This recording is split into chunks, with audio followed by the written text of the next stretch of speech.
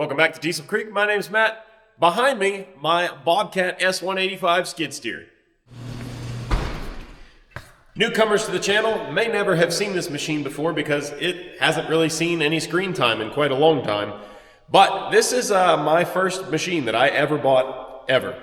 I was 18 or 19 and I scrounged and saved and bought my first skid steer. And Alright, up here at my little redneck buddy's house, and brought home a new toy. It's a Bobcat S185 Turbo. It's a 2003, 2004, something like that.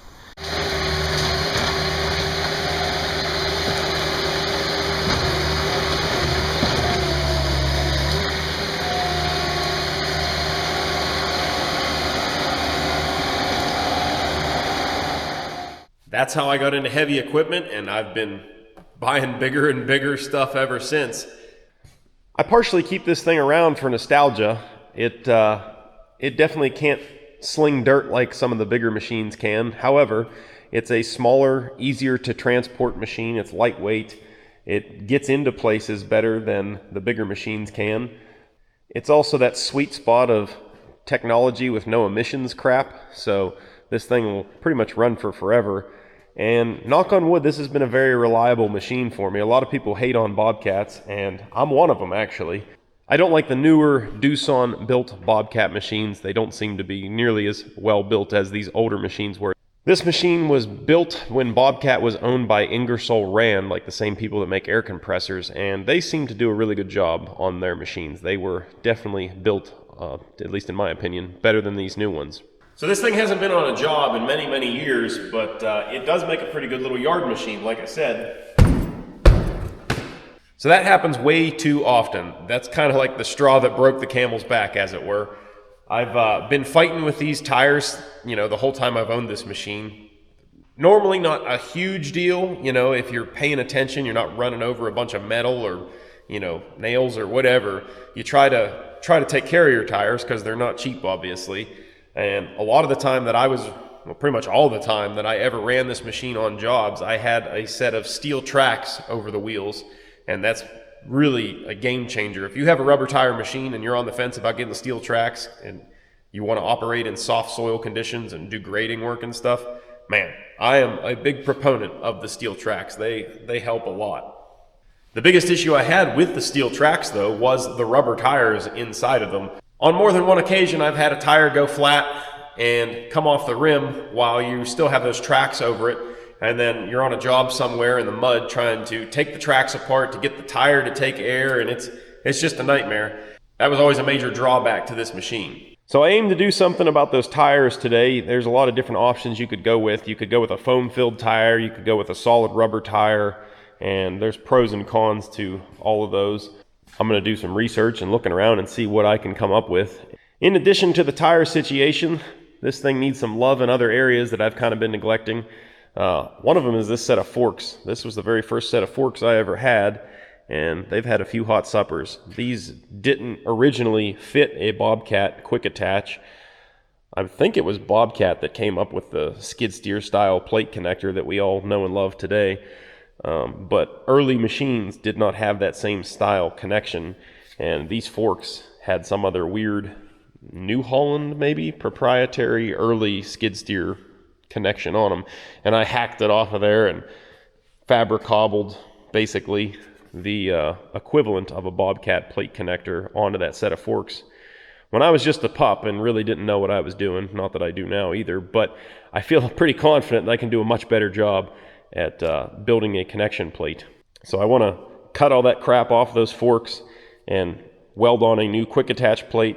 In addition to, the forks don't have anything holding them on the carriage. Sometimes when you're bouncing around and really ripping and tearing out there, the forks will work their way clear off the fork carriage, and you got to get out and rehang the fork, which is not fun. So I'm going to either bolt or weld some tabs on the end of the fork carriage to keep the forks from coming off. That'll be nice. I do really like this fork carriage though, because it doesn't have the high back, protection, as it were. So if you pay attention, most forks have some sort of, protector up above the fork, so that if you're carrying a pallet of whatever it is, It can't accidentally spill back onto you as the operator. It protects you, especially when you're lifting stuff up over your head. That can definitely save you. That being said, though, that protection up above your forks there can get in the way sometimes, especially if you're trying to lift something in a tight space or you have overhead clearance issues. These forks have proven themselves very useful more than one time because they did not have that guard on them. So you got to be careful what you're using them for. You don't want to do anything that could get you hurt, but it's nice to have that option. The other thing that's really nice about these forks is you can see the quick attach plate is built on such an angle that you have a lot of curl left in your cylinders. So if you want to curl all the way back, you can bring these forks up to like that, which is pretty nice comparatively. Most fork sets, you don't get that much curl out of them. So we're going to fix tires, we're going to fix forks. Another stupid little nuisance going on here in this skid steer is that the headliner has been falling out of it for years. It's just all drooped down there. I get in there and my head brushes up against it. It drives me nuts. If you're sitting in the seat, you can see you have a control panel up there and some gauges, and the headliner gets in the way of visibility on those. So I want to pull that whole headliner out of there, and we'll get some adhesive and re-adhere that thing. That's just a minor fix. I did give this thing a complete service last winter, and we went completely through it, drained everything, and refilled it. I didn't do that on camera, but it was just preventative maintenance that needed done. And it has seen very little use since then, primarily because every time I get in it, it seems like one of the tires is low. You know, we knocked it clear off the rim outside, and it's completely flat now, so you can kind of tell that it's flat. But if it has 5 psi in it, just to kick it, it feels almost as hard as if it's fully inflated. So, you know, you need a machine in a pinch, you just jump on it and take off and end up with a flat tire, and it kind of ruins your day. So I get a little hesitant to use it. Other than those minor issues, the machine runs and works flawlessly. It does have some cosmetic issues, as you can see. Its paint has been flaking off of it since I've owned it. But it lives under a roof now, so it hasn't really gotten any worse over the last few years. I still use this machine for my snow removal as well, because you wouldn't believe it, this small, lightweight rubber tire machine does better for snow removal than the big Takeuchi with the tracks on it.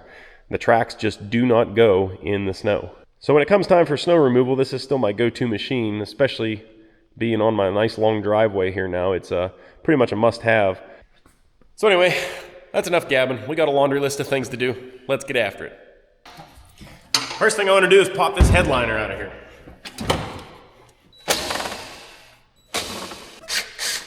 We have like an upfitter switch bank on the left and the thermostat. We got to remove those, and then there's just some automotive type push pins holding this up to the ceiling.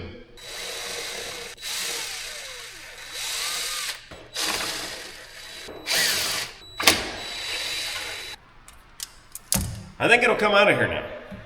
Hopefully I don't get a whole mouse house dumped on me in the process. I'm already getting pretty crusty from the deteriorating fabric.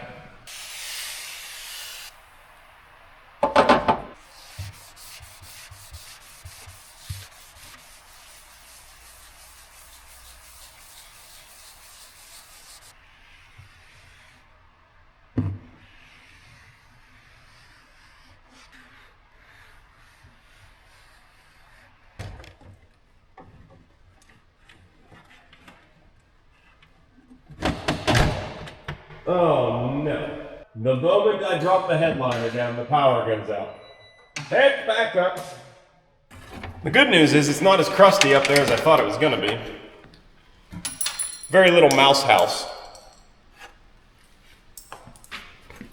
As you can see, she is just barely hanging on. They had that thin foam layer in there, and of course when that foam hits a certain age, it just starts to break down and deteriorate. Oh yeah, that's nice. So basically the only thing I know to do is take your plastic headliner tray, scrape all this crap off of it, and then either reuse this fabric or cover it with a different fabric. So actually, after really studying this thing and thinking about it, I'm at least going to call and get a price on a brand new one, because the plastic seems kind of brittle. And all that foam underneath this fabric actually helps quiet a lot of the noise in the cab. And that is one thing I'll give Bobcats versus some of the other brands. Like, I'm a big Takeuchi fan because they're just absolutely bulletproof tanks. But they're kind of rattly, they're kind of loud. They're not much in the way of creature comforts. They're just brutes. Whereas the Bobcat, you know, this is kind of like in my fleet anyway, this is the surgical tool versus the big heavy hitter. So it's nice to be quiet in the cab. We're trying to fix this thing up, not half-arse it. This little tab up here that holds it up to the ceiling is also broken, so I'm gonna call over and get a price on a brand new one. So while we're waiting on our headliner to come in, I want to turn our attention to these forks.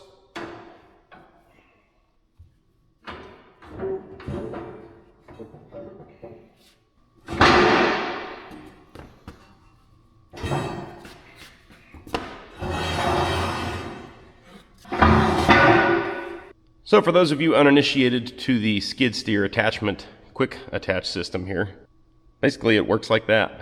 There's just two little tabs up at the top that kind of go up into a pocket on your attachment, and then those handles there, you push them down and that drives pins down through these locking holes on the back of the attachment there, and that way you're completely attached and locked on and you can put down pressure or whatever.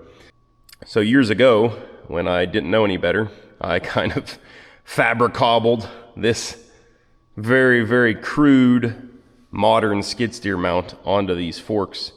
And I mean, it's worked for years, but picking up stuff that was really too heavy for what I was doing and using steel too thin for what I was trying to accomplish, well, it's not held up very well. So this is all cracked and bent up out of here. And you can see, like, I literally just had a piece of stock and welded it in there, and then I used another hunk of stock to tie it into another couple hunks of stock that I had laying around. It is very, very crudely done, but yeah, I mean, it worked for a long time. I want to take the torch today though and just cut all this crap off here, all that old stuff, all these quick attach down at the bottom and everything too, because rather than trying to fix the junk that I put on there years and years ago, I have an entirely new plate that we can just weld right on here. So that should work out a lot better. You'll find these prefabricated quick attach plates at auctions, and you can buy them online or whatever. I think they even sell them on Amazon. So they're nothing fancy. I think these plates are like 150 bucks or something, and you can buy them in thinner and heavier models. This is a fairly stout one. It should be plenty enough for these forks. The one thing I will do to reinforce this a bit after we have it all attached to the carriage is I'll look and see where the quick attach carrier stops. I'm going to put a gusset down from this top plate back down to this plate, and that'll keep it from wanting to flex upward with a heavy load on the forks. Another nice thing about my other set of forks is that inevitably, anytime you're trying to load something onto like a trailer or a truck deck, your forks end up being right in your line of sight in the cab. So my other set of forks, the work brow set, has a window cut out in there, and you can actually see through the fork carriage. You'd be able to see through those brackets there, and that works out really good, so you can actually see where your fork tips are sitting in the seat if you're loading at that truck or trailer height. So I want to cut that out of both of these plates here in the process of cleaning this garbage off here.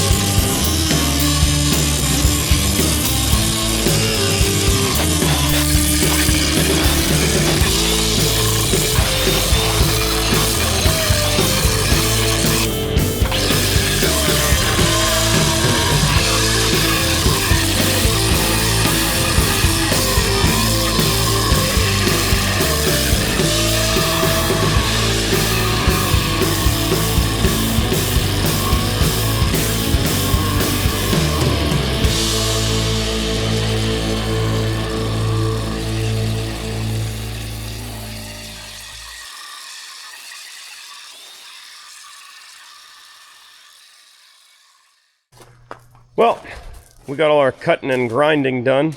That heavy grinding like that is never fun, but it needed done. You can also see I got a little bit gougy up here with the torch in some places. I couldn't get the angle right to be able to gouge that out of there without getting into the parent metal. Also, I'm running like the worst torch tip, and it's the only one I have left that'll even light. I gotta run to the welding supply shop and grab a whole bunch of those. So anyway, we'll see where our plate lands. Ultimately, these may or may not affect what we end up doing on here. We're gonna have to put the new plate on there and see what our contact area looks like. If we need to, we'll clean those up better, weld them up first, grind them back down, and then lay the plate on there so we have a good place to weld to. Anyway, all that grinding's made me hungry. It's time for a lunch break. Yeah, let's see what we can scare up today, Roscoe. I think I have one left today. Yeah, save the best for last. This one's my favorite. Jalapeno lime and cheddar chicken.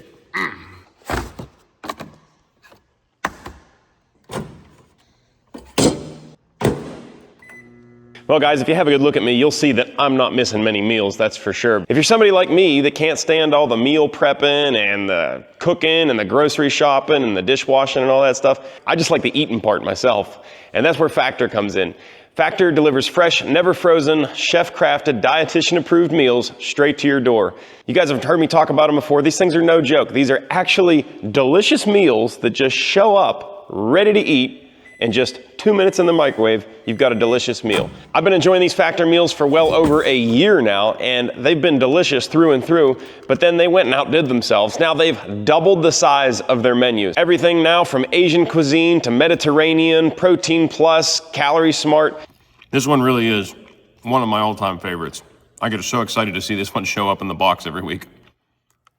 Picking your meals each week with Factor couldn't be any easier. You just hop on your phone, use their handy-dandy app, or jump on their website, and you can choose from over 80 different meals each week. Not only that, you can change the number of meals you get as well. Not only do you get lunch or dinner from Factor, you can also get breakfast. They have smoothies and other snacks as well. You won't believe how good these things are until you actually go out and taste them for yourself. So try Factor for yourself today. Head on over to factor75.com and use my code CREEKFB50 to get 50% off your first order, plus free breakfast for a whole year.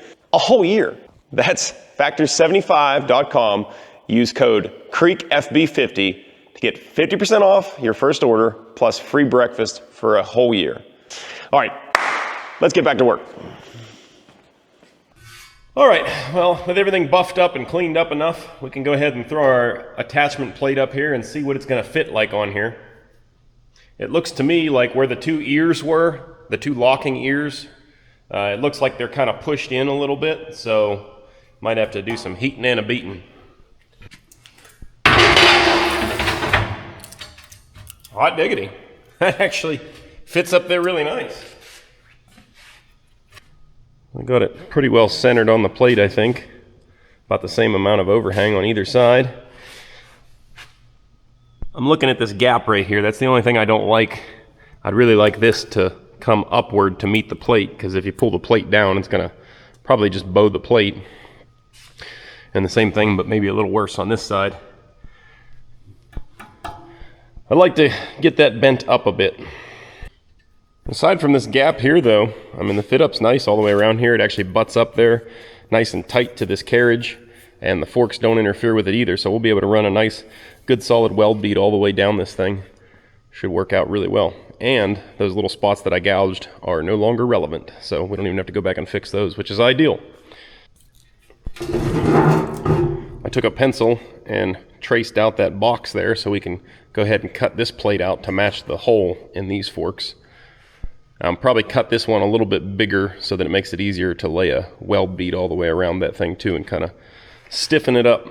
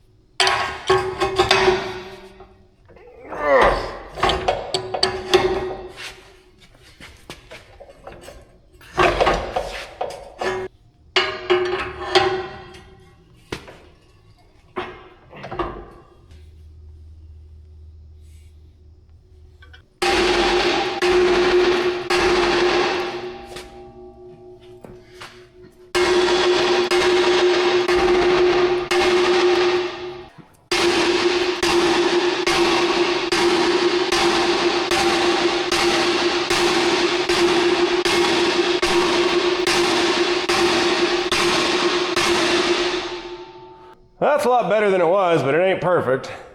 Well, I think we're finally ready to get this thing tacked on there. Provided it fits right, we'll buzz it in.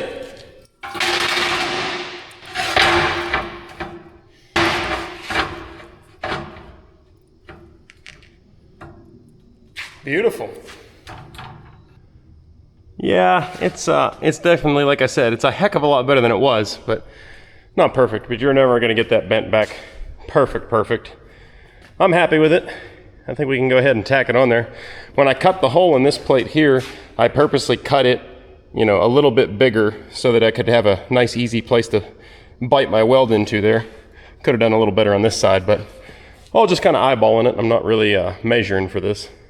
So yeah, let's fire up the big blue hot glue gun and start laying down some weld.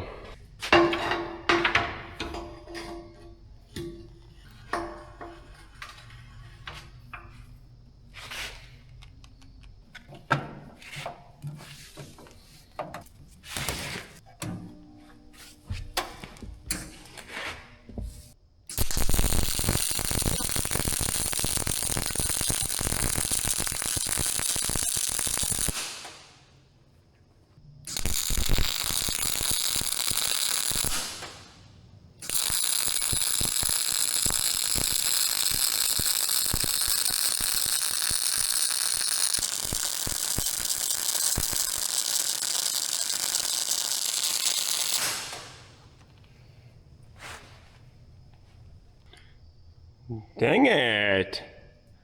Pretty happy with those welds. Hope that continues.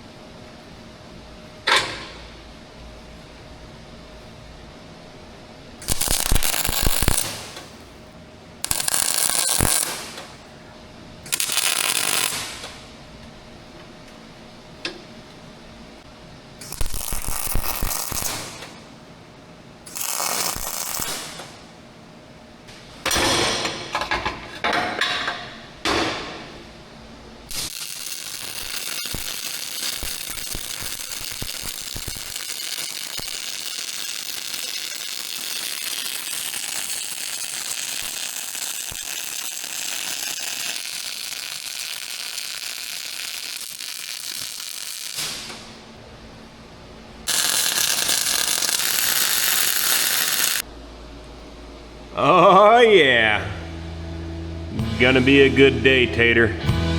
Let's weld this thing out.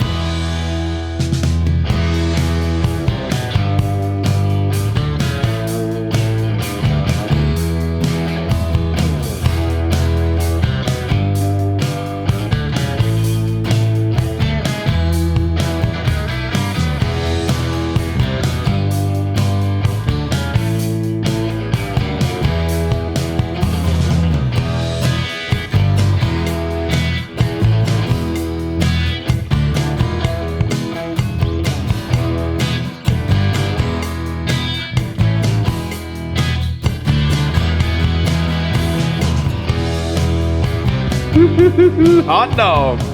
Boys, sometimes I am a little embarrassed to show you my welds. That is not today. This turned out awesome. I got my welder set up just right over there, all the dials and knobs and gauges and everything dialed in. Look at those, they're pretty. I'll put my name on those. This fit up here was a little iffy and I was kind of welding like straight at it rather than getting to lay it in there nice. So this one's a little lumpy and bumpy, but still welded pretty nice, all things considered. Yeah. I probably didn't need to fully weld it like I did, but I'm happy with it. Give these a good wire wheel there, they'd be shining. Sweet! I'm happy with that.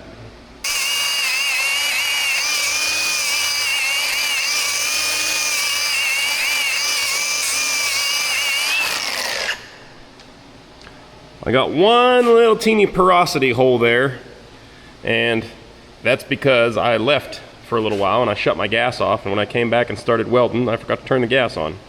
So, a little irritated on that one, but it's not worth grinding out of there. This is already overkill as far as what we had going on there. Compared to the garbage we started with, this is above and beyond. So I am super happy with how that turned out. This is one of those stupid projects I've been putting off for a long time, and now it's finally done. I think I'm just going to give it a quick wire wheel and hit it with some black spray paint just to keep it from rusting really bad, but it's already horribly rusted, and attachments like this just lay around all the time. There's really no stopping them from rusting. You scratch the paint off constantly, and it's all thick steel. It really doesn't matter. It's all just gets surface rust is all it is. So yeah, I even got my gussets laid in there too, like I was talking about, for beefing that this tab up here, keeping it from bending. I think those gussets are going to do a lot to keep that thing stout.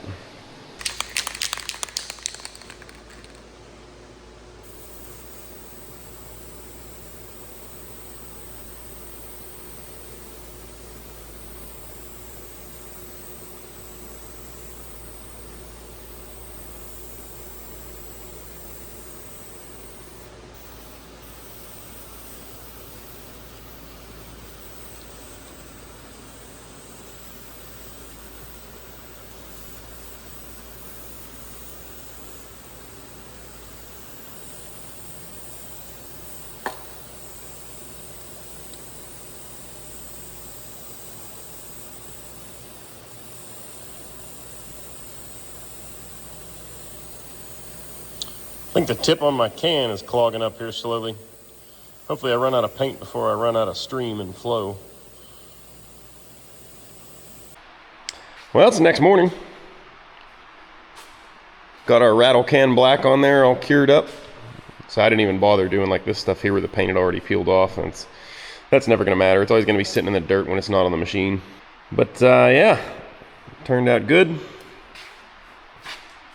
Happy with that. That'll keep the welds from at least rusting up here in the near future.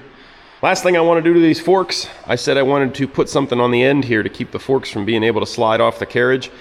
I looked at welding a tab on there on each side, and I decided not to go that route because it's the only way to get the forks off.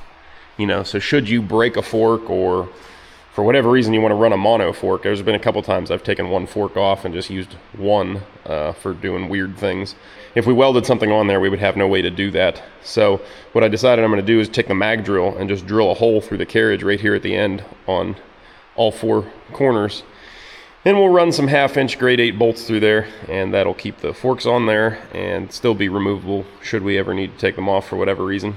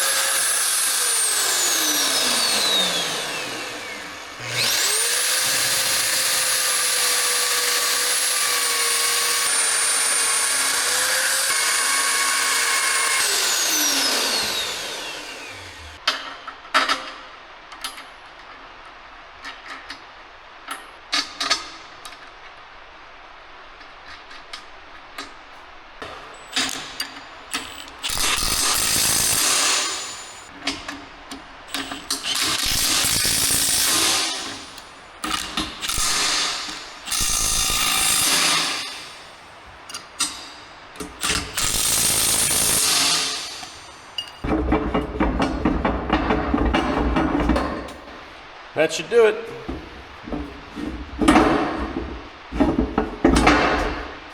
Now we won't lose our forks.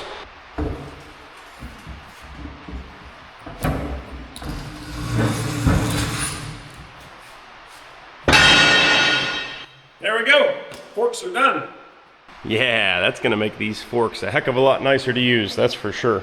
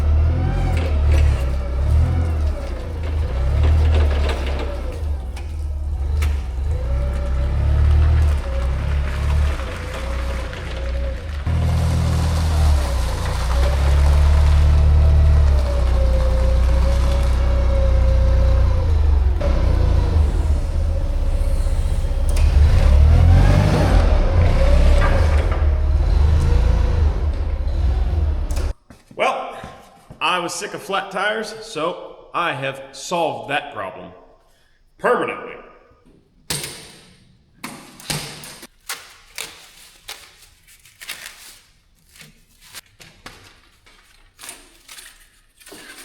Unfortunately, these got caught in the rain here, so they're a little wet.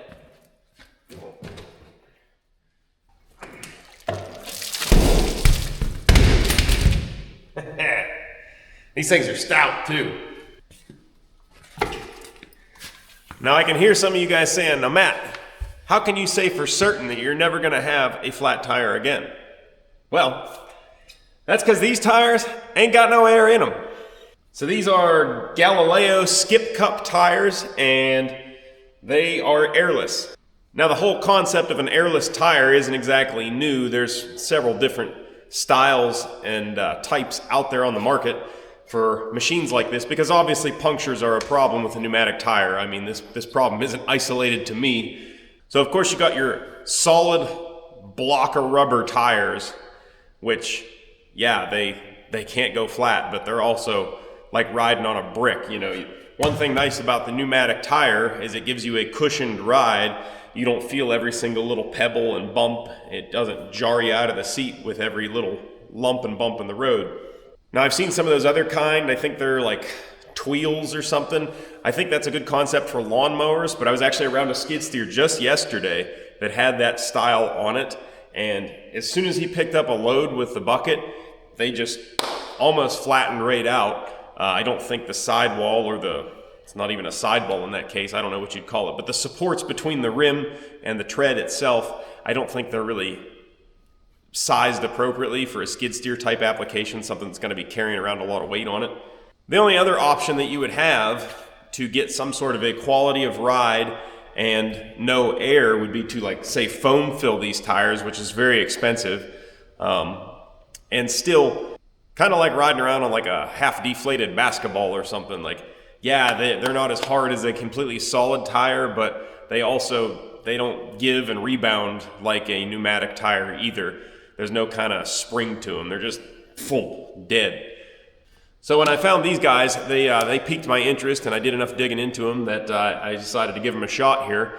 So you can see that these are not the exact same size that I have on the machine either. I decided if I was going to go ahead and do this, I was going to go up a size that gives me a little bit more ground clearance with this machine, and a little bit wider footprint is usually good if I'm traveling around at any kind of soft ground. Since this machine's kind of going to be more of a dedicated yard machine at this point, I went with a little bit less aggressive tread pattern, something that should last a little bit longer running on the rockier, bumpier surfaces. These are good if you're going to be in like dirt and stuff all the time, but they tend to tear up the ground a little bit more than something with a little more even tread like this. This tread should give a smoother ride. But if you look at the side of these tires, they actually have a dish in them, like a concave cup. Both sidewalls are like that. And what that actually does is your sidewall now becomes a spring. So these are all reinforced rubber, I guess, in here. And there actually is an open air chamber inside the tire, but it's not actually like inflated. All it's there for is just open space. So you have room for this tire to give and flex but the whole sidewall of the tire kind of acts like a spring. So you get the shock absorption qualities of like a pneumatic tire, and of course the run flat capabilities, or just no air capability, of a solid tire. So really excited to throw these on there and give them a shot. Another added little bonus that I hadn't even thought of until I was just trying to heave-ho them off the pallet over here is that these suckers are, they're heavy. They are definitely heavier than these pneumatic tires by a fair margin.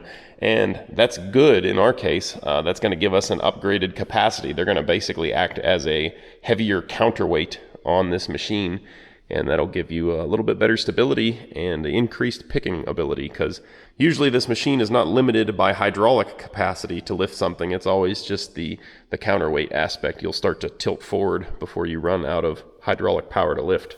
So anyway, that's the long and skinny of it. Let's go ahead and jack the machine up and get these switched out.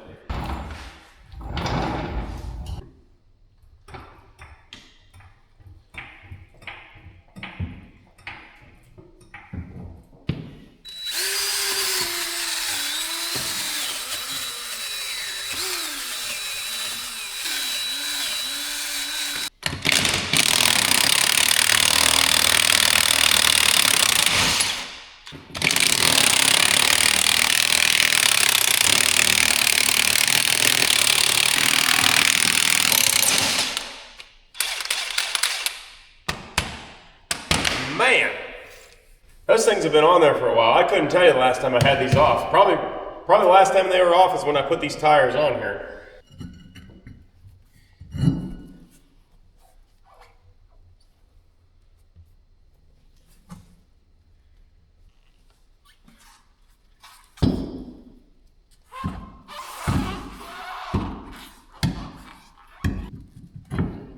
There we go.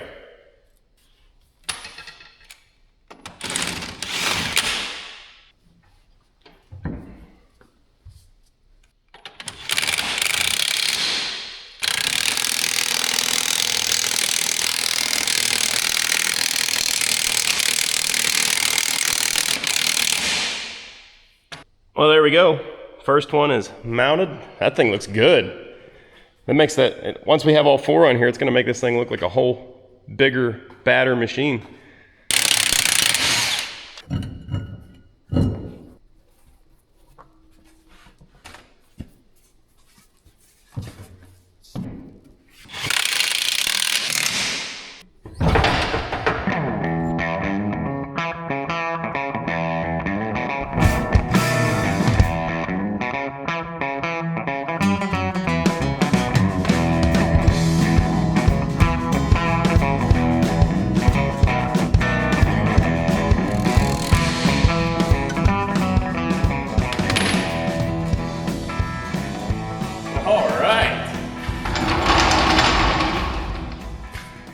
Now these suckers have a whole change of stance with them. They don't look like they're crushing down or squatting at all, so I don't think that the sidewall composition is like too soft or anything. The true test is going to be, of course, once we pick up something heavy and see what they do, but so far I'm feeling good about them. I don't think I can help myself. I gotta fire this thing up and do a little bit of new boot goofing in here. Oh! Wait, what? I'm just goofing. New boot goofing. Oh!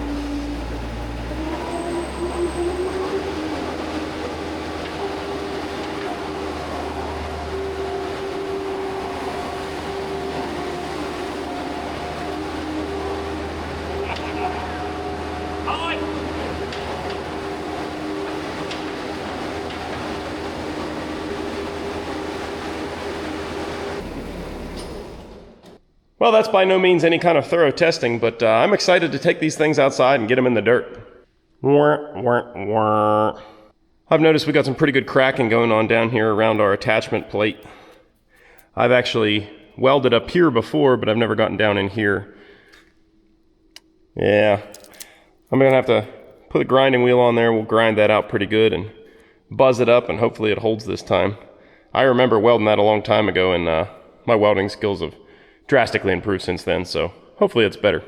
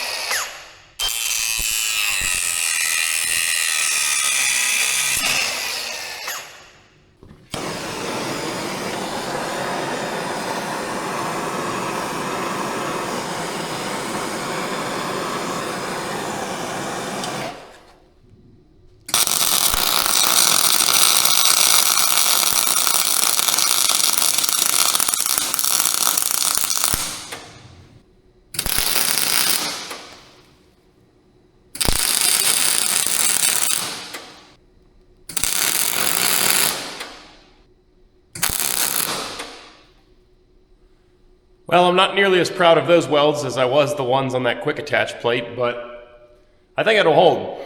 Just remember the welder's creed. Grinder and paint makes me the welder I ain't.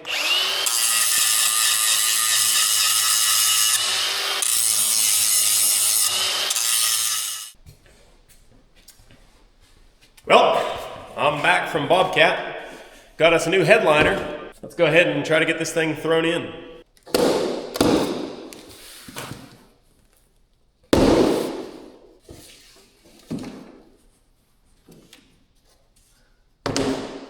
I was afraid of that. Doesn't look like it's the right one. God dang it. Can't have nothing nice. Let's see, it might work. I'm not sure yet. So this actually has like a plastic tray backing. I'm thinking we're actually supposed to put that over the top of this. Well, I decided that this headliner will work. At least I think. I'm gonna stick it up there and test fit it right now, but I think it'll work. Unfortunately, I can't glue it to the plastic backing that the original one had, but the way this one's made, I don't think it's actually supposed to be glued onto a plastic backer, so I don't know. If it fits up here, I think we're just gonna put it in, and I don't think we'll have any problems with it.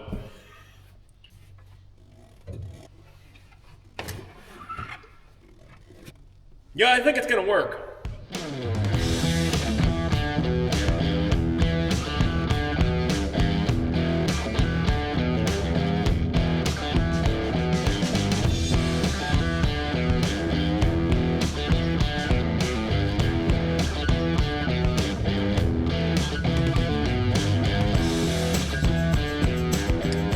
Well, I knew it would be, but fishing that thing in there and tucking all the wires in and everything, kind of a pain in the butt. You're kind of in your own way the whole time you're doing it, but it looks nice. I'm happy with it. It all tucked in nicely and looks just as good as it did when it was new, I imagine. I got that corner piece too as well that covers up the wire harness that comes up in the corner of the cab there.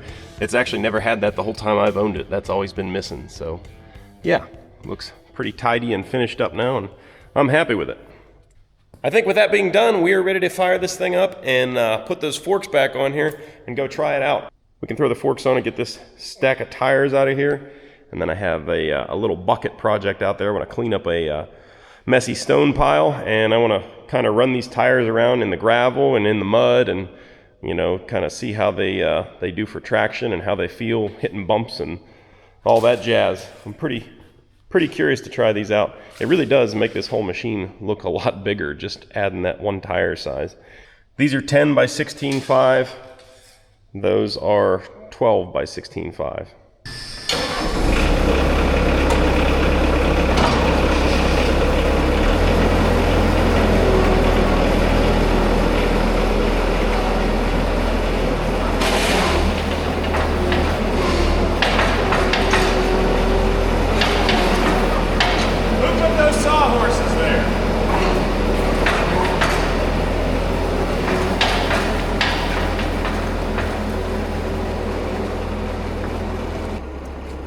Another embarrassing moment.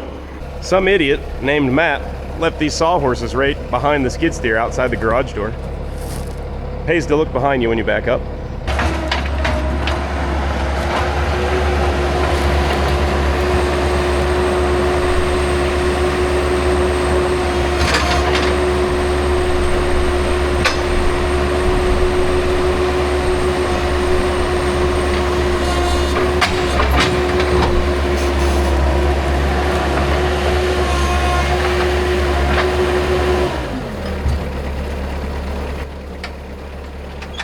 Oh yeah, the lock's going nice and smooth.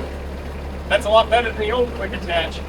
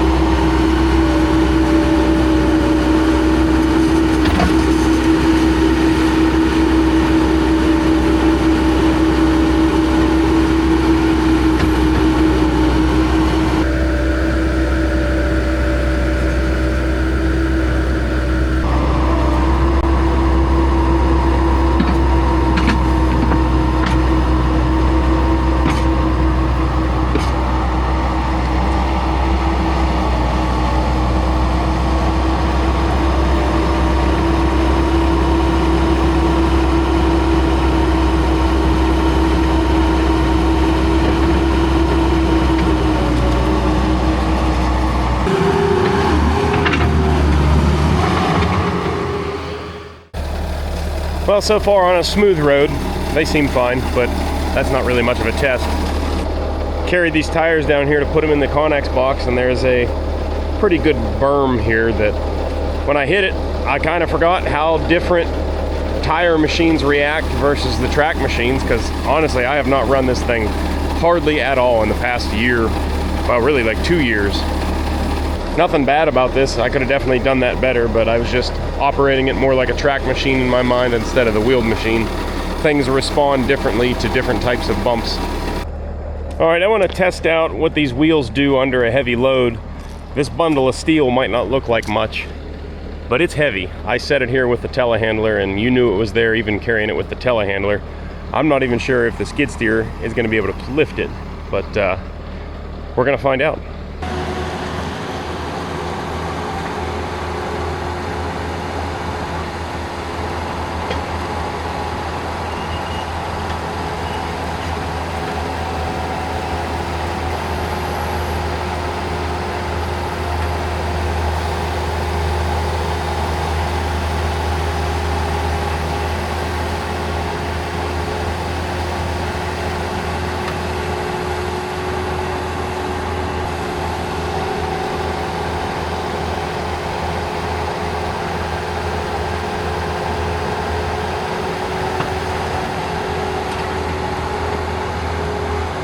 Well, to my surprise, it actually picked that up pretty easy. So I decided that wasn't a great test because I didn't want to risk dropping this stuff. This is obviously pretty expensive. If I drop it, it'll definitely ruin it. I have no place to go with it, so it seems kind of risky and dangerous to pick it up and carry it around for no good reason. One thing I noticed picking it up though, you don't get like the squat feeling you would feel with the pneumatic tires. When you lift up something real heavy, you would kind of feel the whole machine kind of settle down a little bit on the front. And I didn't feel that with this stuff. Now maybe it just wasn't heavy enough, but it's been my experience with the pneumatic tires, you would kind of feel that even if you weren't picking up something real heavy.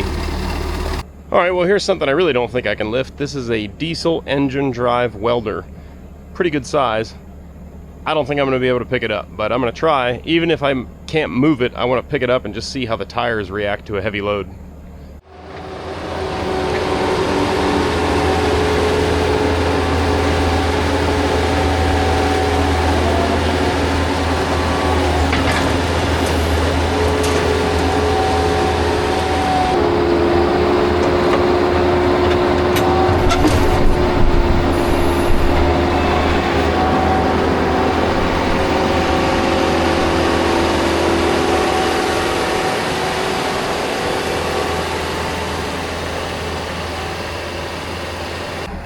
Well, I was right. I could not pick it up.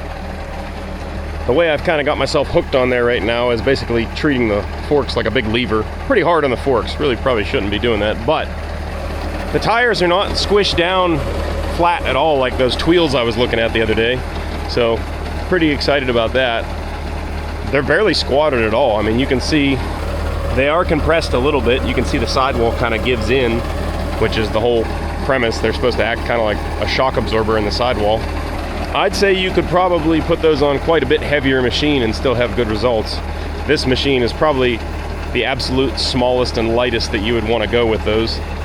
In that size range, of course. If you went with a smaller tire like it was originally on here, probably would be sized appropriately, I guess. But yeah, so I'm happy with that as far as compression goes and being able to lift a lot.